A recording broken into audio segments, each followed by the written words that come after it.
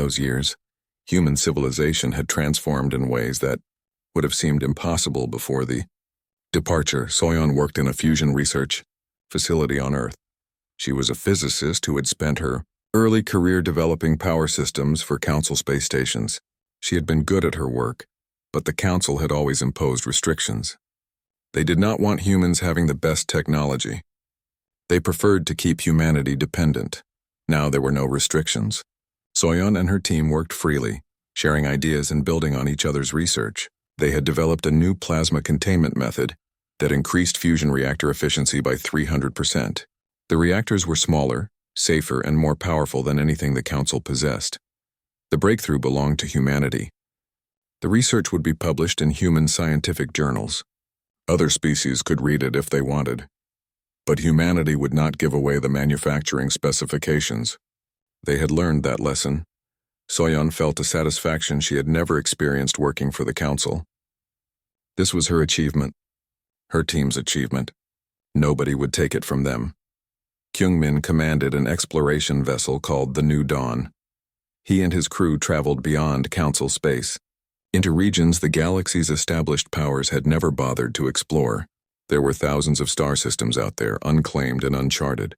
The New Dawn had discovered 17 habitable planets in 5 years. Some were already inhabited by younger species, civilizations just beginning to reach for the stars. Kyungmin made contact carefully, respectfully. He offered friendship and trade. He shared technology that would help them develop safely, but he did not demand anything in return. He did not ask these species to prove themselves worthy. He did not exploit their eagerness for galactic contact. He remembered how the Council had treated humanity, and he was determined that humans would not repeat those mistakes. One species, called the Rimmel, had been particularly grateful. They were mammalian beings who had just achieved faster-than-light travel. Kyungmin shared navigational data and safety protocols. He introduced them to other friendly species. He helped them avoid the dangerous regions of space. The Rimmel asked what humanity wanted in exchange. Kyungmin smiled and said, "Just friendship.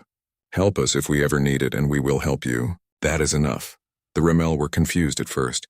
They had heard stories about the Great Galactic Council and its demands for tribute and service. But Kyungmin explained that humanity had learned what it felt like to be used. They would not do that to others. Word spread among the younger species. Humanity was different. Humanity was trustworthy. More species sought human contact. Trade agreements were signed. Alliances were formed. A new network of cooperation grew in the unexplored regions, built on mutual respect rather than exploitation. On Earth, an artist named Haewon created a memorial for the humans who had died during Council service. The monument stood in Geneva, where the old United Nations headquarters still stood. It was a simple black wall, like the ancient war memorials of earlier centuries. Carved into the wall were 14,000 names. Every human who had died working for the Council. Every engineer killed by radiation or equipment failure. Every soldier who fell in border conflicts. Every doctor who contracted diseases they were trying to cure. Every scientist lost in dangerous research. All of them were remembered. At the base of the memorial was an inscription. They gave everything. They were given nothing. They are not forgotten. Haewon attended the dedication ceremony. Thousands of people came. Many were families of the dead, people who had never received proper acknowledgement of their loss from the Council. They stood before the wall and touched the names of their loved ones. They cried. They remembered. But they also felt something else. Pride. Their family members had not died for nothing. They had died serving an ungrateful master. But their sacrifice had taught humanity an important lesson. Never again would humans give so much for so little. The human economy flourished in ways nobody had predicted. Without Council trade restrictions, human merchants established independent routes. They traded with the younger species Kyungmin and other explorers had found. They developed new markets, new products, new opportunities. Human colonies expanded rapidly. The ships Hyejin had built carried families to new worlds. Some went to planets humanity had discovered. Others went to terraform marginal worlds that the Council had considered worthless. Humans had experience making harsh environments livable. They had done it for the Council many times. Now they did it for themselves. The population grew. Resources were abundant. The desperate years of trying to prove worthiness to the council seemed like a distant nightmare. Children were born who had never known that time. They grew up in a civilization that was confident and independent. In the council territories, life grew harder. The infrastructure problems continued. Some council species adapted. They retrained their own workers. They relearned skills they had forgotten. It was difficult and expensive, but they managed. Other species struggled. The Velcross Dyson sphere never returned to full efficiency. Their civilization adapted to reduced power availability. They built smaller, more efficient systems. They learned to waste less. The plague on Vertigris 7 was eventually contained, but only after thousands of deaths. The council medical teams learned through tragic mistakes. They developed their own protocols, bought at a terrible price. The Ashvari eventually solved their nanite production problems. It took them 3 years and cost many lives. They finally understood the principles that Taiyang had discovered. The knowledge was theirs now, earned through hard work rather than theft. The Thrix rebuilt their trade networks. They were less efficient than before, but they were functional. The Thrix learned to manage commerce themselves rather than depending on human coordinators. Some younger council members began questioning their civilization's foundations. Why had they depended on exploiting others? Why had they not treated the humans fairly from the beginning? Small reform movements emerged, demanding changes in how the council operated. The older members resisted. They insisted the traditional ways were best. They claimed humans had been unreasonable in their demands. They refused to admit any wrongdoing. The arguments continued for years. The council remained divided, unable to agree on reforms, unable to move forward. Jisoo had become Earth's chief ambassador. She received a message from the council 5 years after the departure. They had reconsidered. They were willing to grant humanity 2 seats on the council governing body. They would provide partial restitution for past unpaid work. They hoped humanity would reconsider its isolation. Jisoo read the message with Dae-hyun sitting beside her. He had retired from diplomatic service but still advised on important matters. They both understood what the offer represented.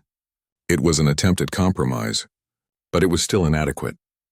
The council was still trying to negotiate from a position of superiority they no longer held. They were offering less than humanity deserved, hoping humans would accept out of eagerness to belong. Jisoo composed her response carefully. Humanity appreciates the council's offer but respectfully declines.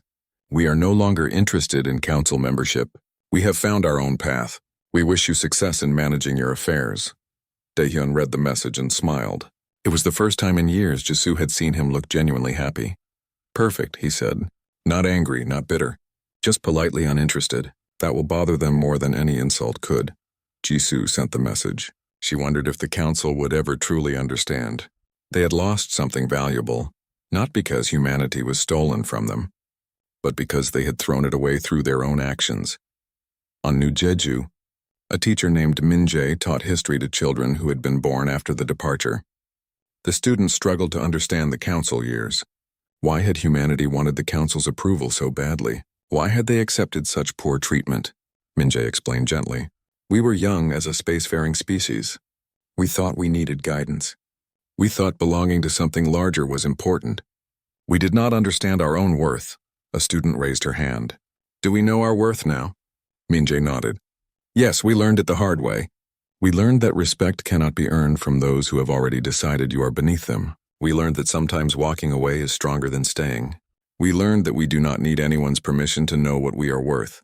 The lesson ended. The children left to play. Min-jae watched them go and felt hope. This generation would never make humanity's mistakes. They would never beg for acceptance from those who did not value them. They would never give more than they received. Far beyond council space, human ships traveled to places the council had never explored. They carried hope and curiosity instead of obligation and desperation. They met new species and offered friendship freely. They built a civilization based on mutual respect rather than hierarchy. The galaxy was vast and full of possibilities. Humanity explored it with confidence, knowing they belonged to themselves and answered to no one. Behind them, the council chambers grew quieter each year. The 12 founding species still met and debated, but their influence diminished. Younger species watched how the council had treated humanity and decided they wanted no part of such. The first crisis hit the Velcross home system 3 weeks after the humans left. The Dyson sphere that Jiwon and her team had been repairing began losing containment. Alarms screamed across the monitoring stations. Energy output dropped 15% in a single day. The Velcross engineers stared at their instruments in confusion. The humans had left detailed documentation. Every repair was logged, every system explained. But reading instructions and actually doing the work were very different things. The humans had made it look easy. They had worked efficiently, solving problems as they appeared. The Velcross tried to follow the procedures. They hired Trelavian contractors at 4 times the price humans had charged. The Trelavians were skilled, but they worked slowly. They did not have the intuitive understanding that human engineers possessed. Simple problems became complicated. Complications became failures. After 2 months, the Dyson sphere's energy output had dropped by 30%. 3 inhabited planets in the Velcross system faced power shortages. Citizens complained. Industries shut down. The Velcross government frantically searched for solutions. They sent a message to Earth requesting human engineers to return. The message went to an automated response system. Humanity is no longer available for council operations. We wish you success in managing your affairs. The Velcross sent more messages. They offered higher pay, better working conditions, formal apologies for past treatment. Every message received the same automated response. On Vertigris 7, the plague on the northern continent spread. The Council's own medical teams had finally arrived to begin decontamination work. But they were understaffed and poorly equipped. They had assumed the job would be easy because the humans had made it look easy. The plague was a biological nightmare, a weapon from an ancient war that had infected the planet centuries ago. The humans had developed specialized protocols for containing it. They had trained for years. They had lost people learning how to fight it safely. The Council medical teams did not have that experience. Within a month, the plague had spread to areas previously thought secure. Quarantine zones failed. Infection rates climbed. People died from a disease that had been nearly eliminated. The Council sent urgent requests to Earth. They needed human biohazard specialists. They needed the protocols and training. They needed help. Earth's response was brief. Our specialists are unavailable. We recommend you consult the documentation left by the previous human teams. The documentation was thorough, but documentation could not replace experience. The Council teams tried to follow the procedures. More of them got sick. More civilians died. The crisis worsened. Jamin, a colony administrator on New Jeju, reviewed the intercepted Council communications with a mixture of satisfaction and sadness. He took no joy in their suffering, but he felt a grim sense of justice watching them struggle with problems they had always forced humans to solve. The communications grew increasingly desperate. Infrastructure was failing across Council space. Not catastrophically, but steadily. Power grids experienced brownouts. Water recycling systems operated at reduced efficiency. Waste management fell behind schedule. Transportation networks developed delays. Nothing completely collapsed. The Council species were not helpless, but they had become dependent on human maintenance and problem-solving. They had let those skills atrophy in their own populations. Why train your own people when you could hire humans cheaply? Now the humans were gone. The skills were gone. The problems accumulated. The Ashvari faced their own crisis. Their medical facilities had relied on the nanite technology they had taken from Taeyang. The tiny machines could cure dozens of diseases. Ashvari hospitals had used them extensively for 20 years, but nanites had a limited lifespan. They needed to be manufactured regularly using specific processes. The Ashvari had copied Taeyang's designs, but they had never fully understood the underlying principles. They had just followed the instructions. Now the nanites were failing. The Ashvari tried to manufacture replacements. The new batches did not work properly. They degraded too quickly. They caused unexpected side effects. Something was wrong with the production process, but the Ashvari could not figure out what. Patients who depended on nanite treatments started dying. Diseases that had been easily curable became deadly again. The Ashvari medical community panicked. They sent urgent messages to Taeyang. Taeyang was in his laboratory on Earth when the messages arrived. He read them carefully. The Ashvari offered him anything he wanted: recognition, payment, a position in their scientific academy. They promised to properly credit his work. They begged for his help. Taiyang thought about the 5 years he had spent developing the nanites. He thought about presenting his research with such pride and hope. He thought about watching the Ashvari take everything and give him nothing. He thought about the bitterness that had poisoned his passion for science. He deleted the messages without responding. The Thrix Collective experienced economic collapse. 40% of their trade logistics had been managed by human coordinators like Borum. The humans had not just moved cargo. They had optimized routes, negotiated deals, solved problems, and managed the 1,000 small details that kept commerce flowing smoothly. The Thrix tried to replace them. They hired coordinators from other species. They developed computer systems to automate logistics. Nothing worked as well. Ships sat idle in spaceports. Cargo went undelivered. Trade routes became inefficient and unprofitable. The Thrix economy had grown for 3 decades based on smooth, efficient commerce. Now that efficiency was gone, businesses failed.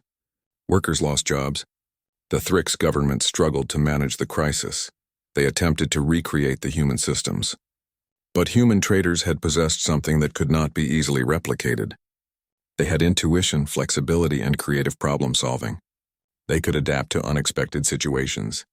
They could find solutions that programming and procedures could not anticipate.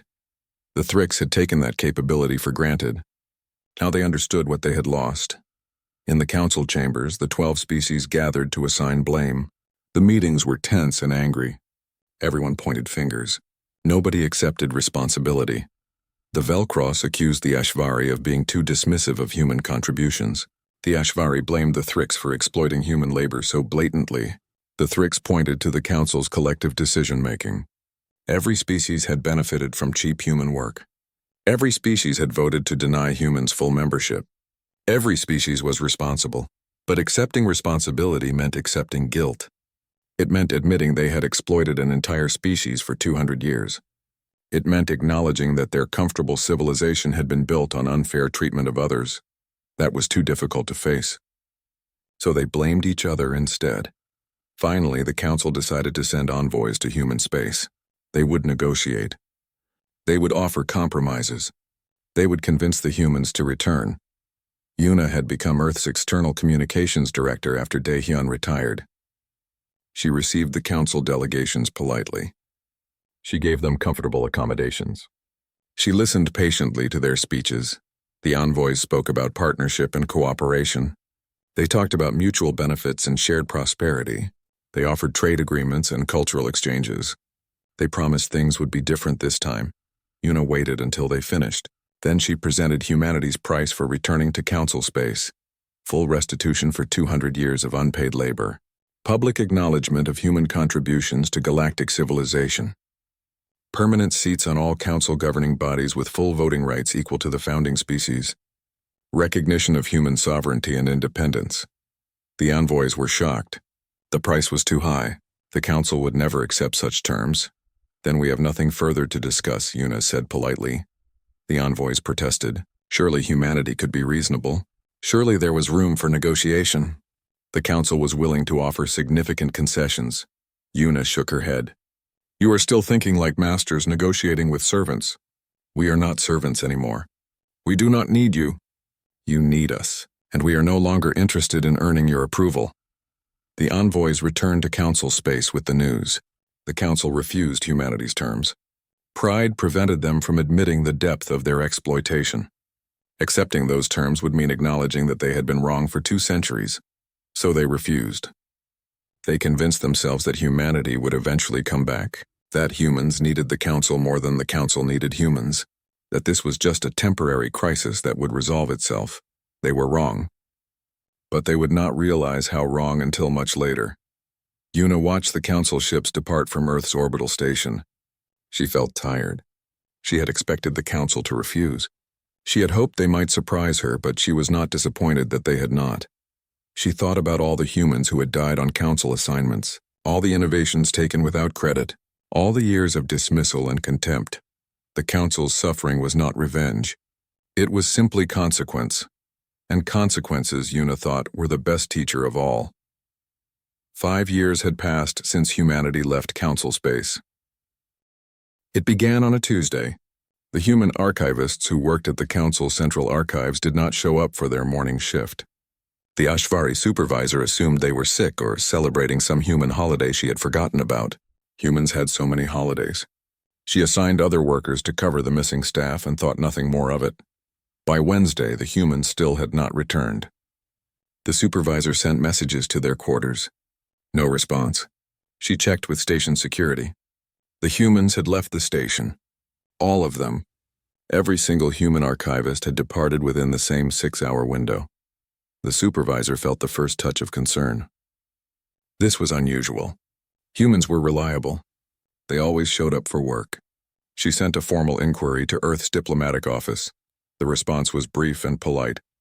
Human personnel are being recalled for reassignment. We appreciate your understanding. Across the galaxy, the pattern repeated.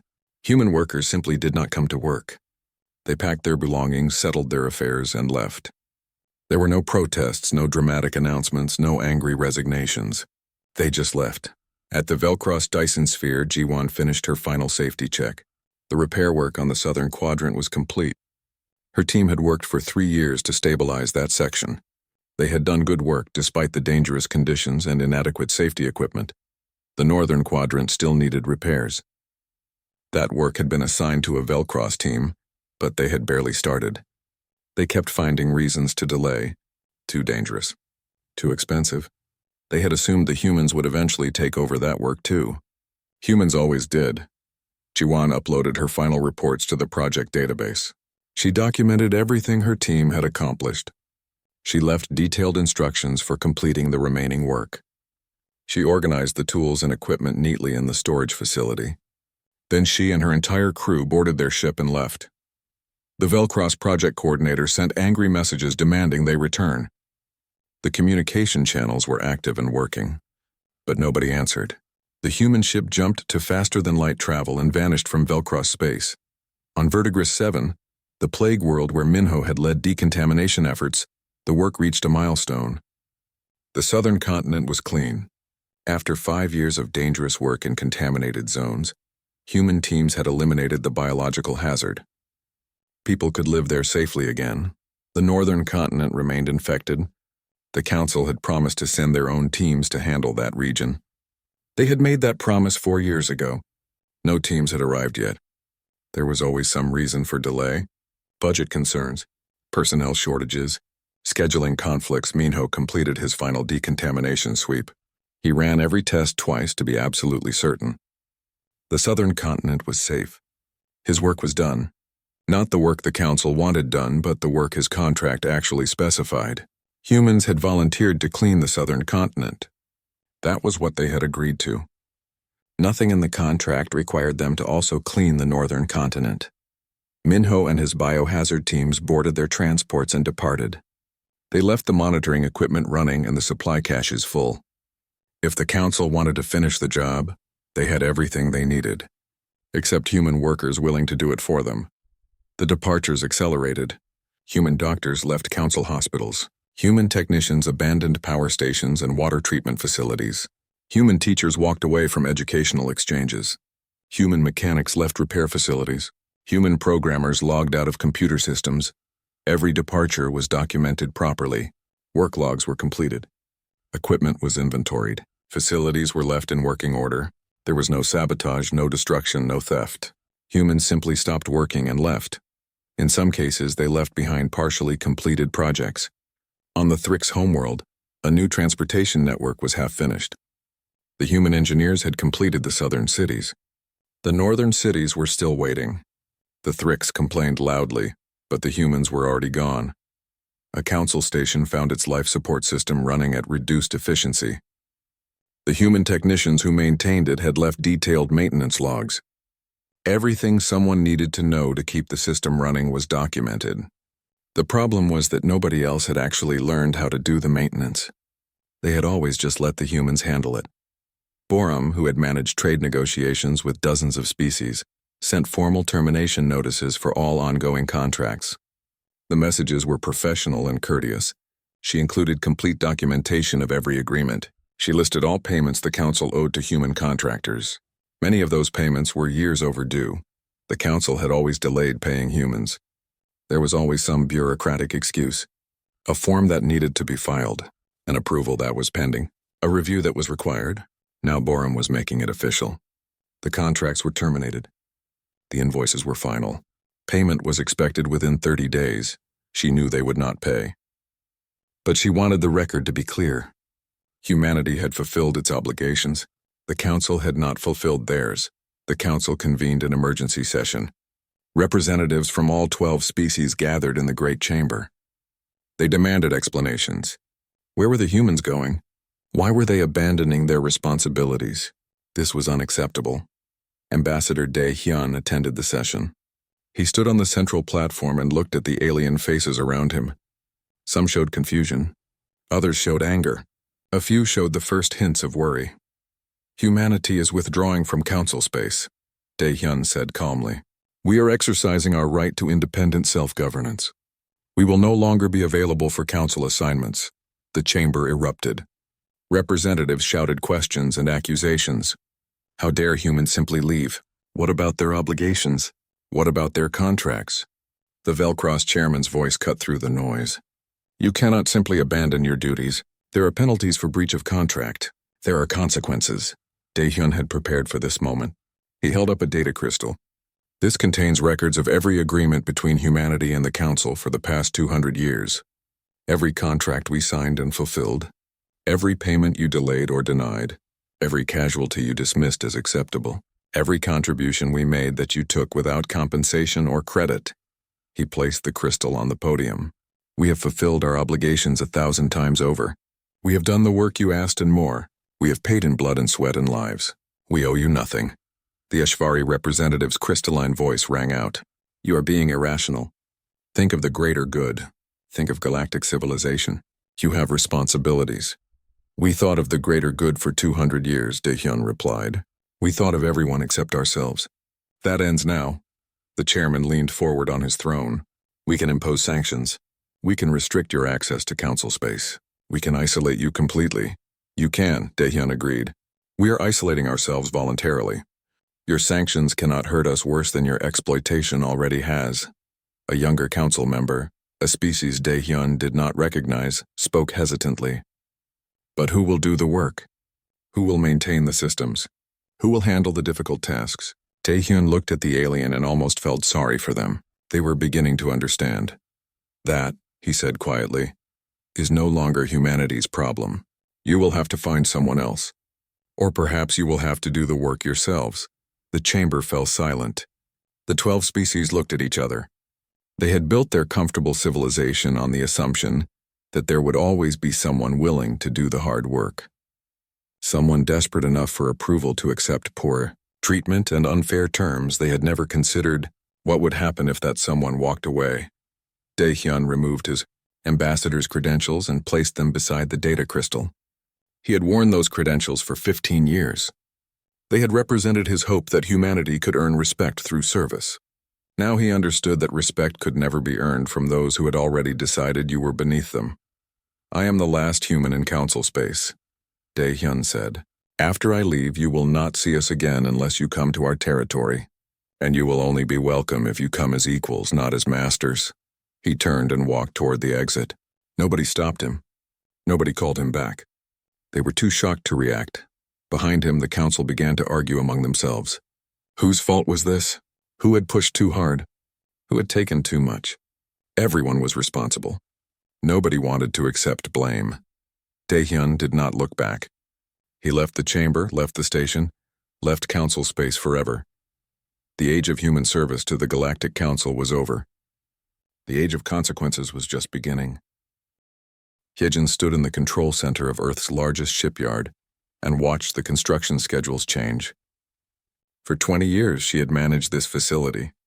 She knew every berth, every assembly line, every worker. She had built ships for the Council's merchant fleet. She had constructed medical vessels and cargo haulers. Whatever the Council needed, her shipyard had provided. The new orders were different. They came directly from Earth's coordinating assembly with unusual security classifications. Instead of Council contracts, the blueprints showed colony ships, long-range exploration vessels, self-sufficient habitation modules, ships designed to travel far and stay away for a long time. Hyejin did not ask questions. She simply organized her teams and began construction. Within a week, 3 berths were working on the new designs. Within a month, all 12 berths had switched to building ships for humanity's own use. The Council's contracts were politely declined with messages about facility upgrades and maintenance schedules. On Mars Colony, Junho received similar instructions. He managed agricultural development for the terraforming project. Most of his work involved growing food for export to Council worlds.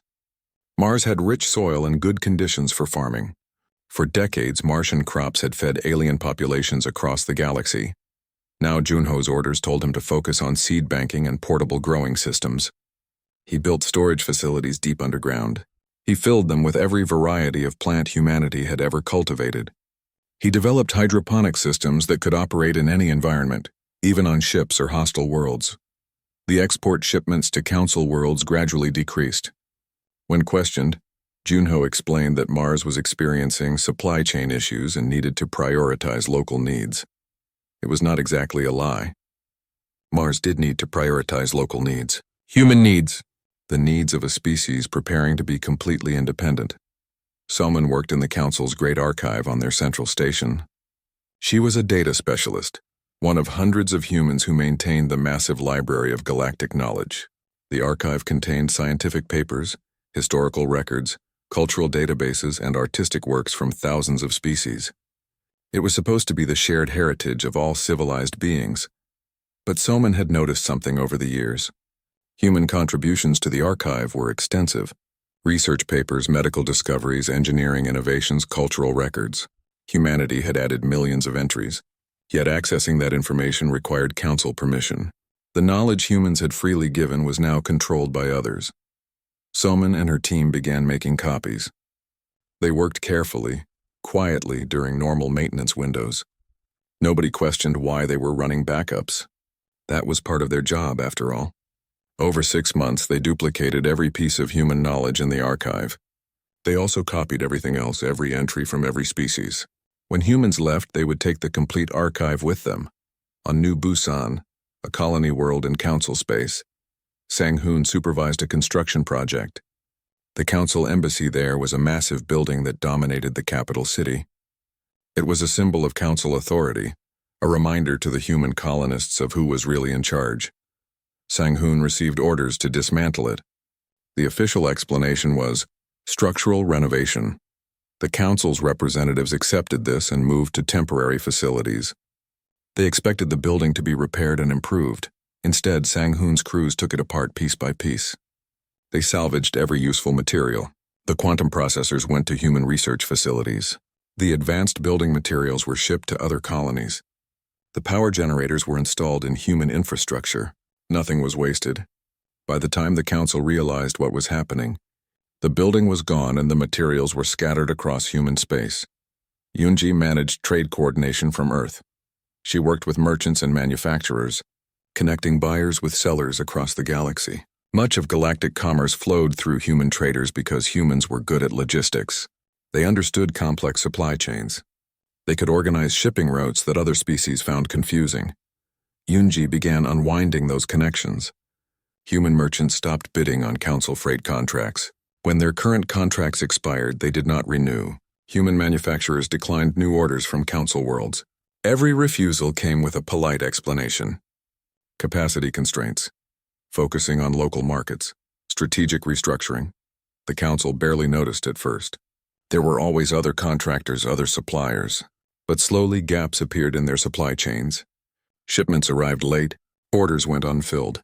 The smooth efficiency they had taken for granted began to break down. Captain Mina received new orders for her battalion. After 2 years fighting in the outer reaches, they were finally being recalled. But not for rest. For defensive repositioning. She was to withdraw all human forces from Council conflicts and establish them in defensive positions around human space. Mina was relieved. Her soldiers would not have to die for Council trade routes anymore. But she also felt a strange sadness. She had believed in the mission once. She had thought protecting the Council meant protecting civilization. Now she understood they had just been convenient soldiers for wars the Council did not want to fight themselves. Her soldiers came home from a dozen different border worlds. The council complained about the withdrawals. They demanded explanations. Mina's superiors told them humanity needed to reassess strategic priorities. The council accepted this because they had no choice. They could not force humans to fight. Ambassador Dae-hyun continued attending council sessions. He spoke less frequently now. His requests for membership became shorter, more formal, almost mechanical. The council members barely noticed the change. They had never really listened to him anyway. But Dae-hyun was busy behind the scenes. He met secretly with every human ambassador stationed on council worlds. They gathered in secure locations away from alien eyes. Dae-hyun shared the timeline. He explained what was coming. He gave each ambassador their specific role in the withdrawal. Not one human objected. They had all experienced the same dismissals, the same contempt, the same thankless service. Some had served the council for their entire careers. They had given decades of their lives, and they had nothing to show for it except scars and bitter memories. There were no dramatic speeches at these meetings, no calls for revenge or justice, just quiet determination and a shared understanding. Humanity had given enough, more than enough. It was time to stop. One ambassador asked if the council would retaliate. Dae-hyun considered this carefully before answering. They might threaten, he said, but they will not act. Because they need us more than we need them. They have forgotten how to do the work we do for them. When we leave, they will understand what they have lost. Another ambassador asked if humanity would ever return. If the council changed, if they offered real partnership, would humans give them another chance? Dae-hyun shook his head. Some doors once closed do not reopen. We have learned what we are worth. We do not need their permission to know it. The preparations continued. Across human space, on every world and station and ship, people worked toward the same goal. They built, they packed, they copied, they salvaged. They did it quietly, without fanfare, without drawing attention. The council noticed small changes but did not connect them into a pattern.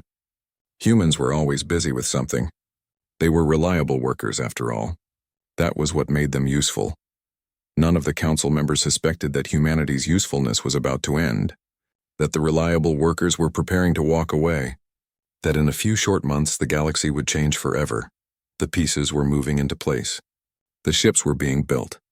The supplies were being gathered. The knowledge was being preserved. Everything humanity needed to stand alone was being prepared. And the council remained blind to it all, comfortable in their assumption that humans would always be there to serve them. They had no idea that the most valuable resource in their civilization was counting down to departure. The clock was running.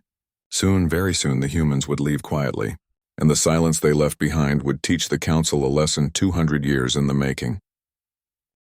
The Galactic Council chamber stretched wide like an arena. 12 thrones sat in a perfect circle, each one built for a different alien species. In the center stood a small platform where Ambassador Dae-hyun waited his turn to speak. He had been waiting for 3 hours. The council members talked among themselves. They spoke about trade routes and mining rights. They discussed border disputes between species Dae-hyun had never heard of. Nobody looked at him. He was used to this by now. 200 years ago, when humanity first met the council, things had been different. The aliens had seemed interested in humans. They had asked questions about Earth and its people. They had smiled or done whatever passed for smiling in their various forms. Then the requests had started. Small things at first. Could human engineers help repair a damaged space station? Could human doctors assist with a medical emergency on a distant colony? Humans had been eager to help. They wanted to prove themselves worthy of joining the great civilized galaxy. The small requests became bigger. The temporary assignments became permanent. Human workers spread across council space, fixing problems and doing jobs the council species no longer wanted to do themselves. And humans kept hoping that if they worked hard enough, they would finally earn respect. Dae-hyun thought about Ji-won. She was out near the Velcross home system right now, leading a repair crew at a Dyson sphere. The massive structure captured energy from a star, but it had been damaged decades ago. The Velcross could have fixed it themselves, but hiring humans cost less. Ji-won and her team worked in dangerous radiation zones while the Velcross supervisors stayed safe on their ships. Last week, 3 of Ji-won's crew had died. The radiation shielding had failed in one section. Dae-hyun had filed a formal complaint with the council. He had demanded better safety equipment and compensation for the families. The Velcross representative had barely looked up from his data pad. Acceptable losses, he had said. The work must continue. Daehyun had wanted to scream. He had wanted to grab that reptilian alien and make him understand that those were people, not numbers, but he had stayed calm. He had filed his report properly. Nothing had changed. Then there was Taeyang, brilliant, dedicated Taeyang, who had spent 5 years developing medical nanites. The tiny machines could enter a body and repair damage at the cellular level. They could cure diseases that had plagued the galaxy for centuries. Taeyang had been so proud when he presented his research to the Council's scientific committee. The Ashvari had taken his work. These crystalline beings ran the Council's science division. They had reviewed Taeyang's nanites, declared them promising, and immediately classified the research as Council property. Within a month, the nanites were being manufactured and sold across the galaxy. Taeyang received nothing. No credit, no payment, no recognition. When he protested, the Ashvari explained that all scientific advancement belonged to the Council for the greater good. Taeyang still worked in his laboratory on Earth, but something had died in his eyes. Daehyun had seen it the last time they spoke. The passion was gone, replaced by quiet bitterness. Captain Mina had returned to Earth 3 days ago. Her battalion had spent 2 years fighting raiders in the outer reaches. These pirates attacked Council trade ships and disrupted commerce. The Council had sent strongly worded messages telling the raiders to stop. When that failed, they had sent humans to fight instead. Mina had left Earth with 200 soldiers. She came back with 97. The rest were dead or too wounded to continue serving. The Council had praised their sacrifice in a brief ceremony. Then they had denied humanity's request for a seat on the Security Directorate. The official reason was that humans were too emotionally unstable for such important decisions. Daehyun had attended Mina's speech to the returning soldiers. She had stood straight despite obvious exhaustion. She had told them their friends died honorably. She had said their service mattered. But afterward, when everyone else had gone, Daehyun had found her sitting alone in the empty hall. She was crying silently. "How many more?" she had asked him. "How many more of us have to die before they see us as equals?" Daehyun had no answer. Finally, the Council's attention turned to him. The Velcross chairman gestured with one clawed hand. "The human representative may speak." Daehyun stepped forward. He had given this speech so many times he could recite it in his sleep. Honored Council members, humanity once again requests full membership status. We have served the Council faithfully for 2 centuries. We have completed every task assigned to us. We have contributed our technology, our labor, and our lives to the betterment of galactic civilization. We believe we have earned the right to participate in Council decisions as equal partners. The chamber was quiet for a moment. Then the Ashvari representative spoke, her crystalline voice chiming like broken glass. Humanity's contributions are noted and appreciated. However, full membership requires maturity and wisdom that come only with time. You are still a young species. Perhaps in another century or 2 you will be ready. Another century. Always another century. Always more hoops to jump through, more tests to pass, more prices to pay. What more must we do? Daehyun asked. He tried to keep his voice steady. Please tell me exactly what humanity needs to accomplish to earn membership. Give me specific goals so we know what we are working toward. The Council members looked at each other. They had this conversation before. They always gave the same response. You must prove yourselves worthy, the chairman said. Continue your good work. In time, your worthiness will become apparent. It was meaningless. They would never let humanity join as equals. Daehyun finally understood that. Perhaps he had known it for years, but refused to accept the truth. The Council did not want partners. They wanted servants. They wanted a species willing to do difficult and dangerous work without demanding respect or fair payment. Humans had filled that role perfectly. Eager to please, desperate for acceptance, willing to sacrifice anything for a chance to belong. I understand, Daehyun said quietly. Thank you for your consideration. He left the chamber. Nobody stopped him or called him back. They had already moved on to the next item on their agenda. That night, Daehyun sat in his small apartment on the Council's diplomatic station. He looked out the window at the stars. Somewhere out there, Jiwon was working in deadly radiation. Taeyang was watching others profit from his genius. Mina was trying to forget the faces of soldiers who would never come home. Daehyun opened a secure communication channel to Earth. He typed carefully, using an encryption key that only a handful of humans knew. The message was short, just 2 words: begin preparations. He sent the message and waited. 15 minutes later, a single word came back. Confirmed. Daehyun closed his eyes. It was starting. After 200 years of trying to earn respect they would never receive, humanity was going to make a different choice.